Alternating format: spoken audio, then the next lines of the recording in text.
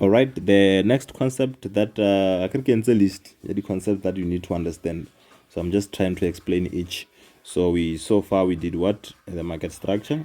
I think we can now go to time frame combinations. Let's do time frame combinations, guys.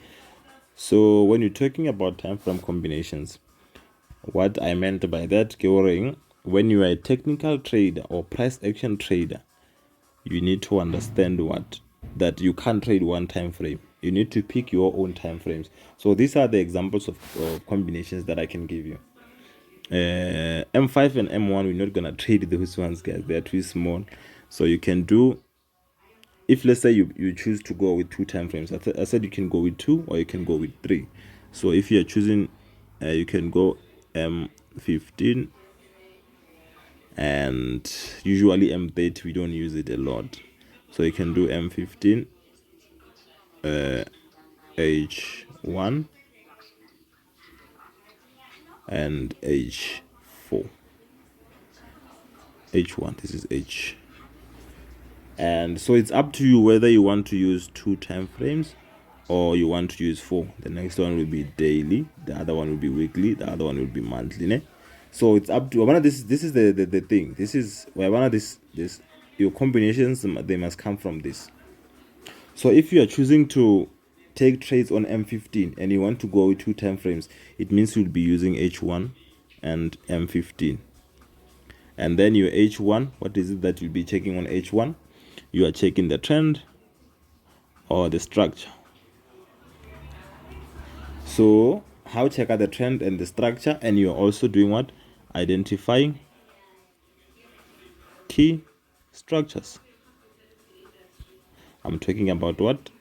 Support, resistance, trend line on that H1 trend time frame. So it means when your H1, if the H1 is going up, you're just going to go and do this and say the price is now here. Again, this is my support, this is my trend line, and maybe above you've got what? This is my resistance. Ne? Therefore, my H1 is going up. It means when I'm going down to my second time frame, which is my M15, I must be only looking forward, buying opportunities. And where am I going to exit? When you hit the opposite structure, which is the trend, the resistance. So when I go to M15, on M15, what is it that I'll be doing on M15? Okay, these are my time frames, M15 and H1. H1 can the structure, the trend, and also the key areas that I need to. Every time we hit them, if I had a trade, I exit, or I can look for trades in the opposite direction if I get a confirmation.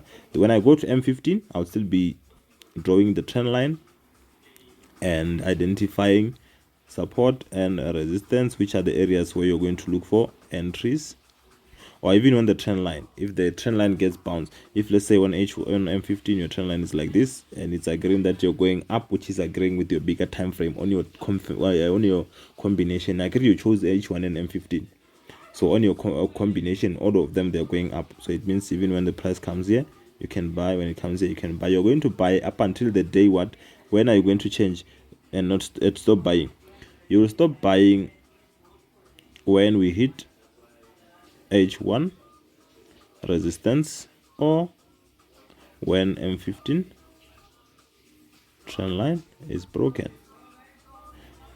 That's when you're going to stop buying. But for as long as they're still holding, for as long as the price still has space to hit the resistance and the trend line on M15 is still holding, you're going to continue buying. Why one? But if one of them is if you hit the resistance or you break the trend line, we stop buying. But it doesn't mean we're going down, because this is our bigger time frame. Remember, the bigger the structure, the longer it's gonna take for the price to change the structure or to change the direction. So this one can be broken first, and you will find that the price is still here. It hasn't broken what? The H1 trend line. We're not yet bearish. We're not yet going down on my confirmation, on my time frame combination, because remember I chose H1 and M15, and I said my higher time frame on the combination, which is H1, even for the trend or the direction. If H1 is not going down, then I'm not gonna sell on my execution time frame, which is my M15. That's it, guys. That's it. Mara, if you are going with what? 3 time frames, it means you're going to go with like this.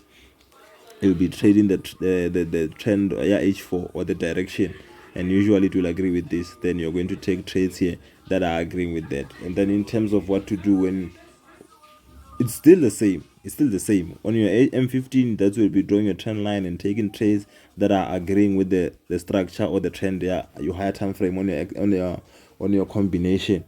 And then there on your higher time frame, you'll be checking the trend, the structure, and identifying your trend line and also support and resistance. So those are the areas we'll be taking trades, or those are the areas we'll be exiting. But for as long as your higher time frame in your combination is pointing up, you are only allowed to buy on what? On barking on your the smallest time frame on your combination. Right? If let's say you're taking H4 and H1, if H4 is going up and then it hits the area of resistance on my H1, which is my confirmation time, my execution time frame, if I get a breakout, let me do it this way. I'm gonna remove everything. 15, H1, H4, daily, weekly, and monthly. So if I'm trading these two, and then H4 is doing this, it hits what? H4 resistance. And then on this move on H1, it looks like this. Ne? And now the price has hit our H4 or the highest time frame, what resistance. If it comes down and breaks the thing, and it breaks what? It breaks the trend line on H1, and it breaks what? The area of support. It means now I can what? I can sell. And then you'll be like, why am I selling if H4 is going up? But remember, H4 it hit what? The higher it hit the thing, the resistance, and the confirmation that we could be looking for a pullback. Remember, a pullback can just be this. I'll show you a pullback on H1, that the pullback that I want to trade, and then H4, the trend line is there. It can be a pullback to this.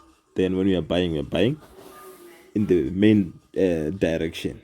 Right? Mara, I cannot just say, if let's say I'll show you. If let's say H4 is like this. No, let me not make it that far.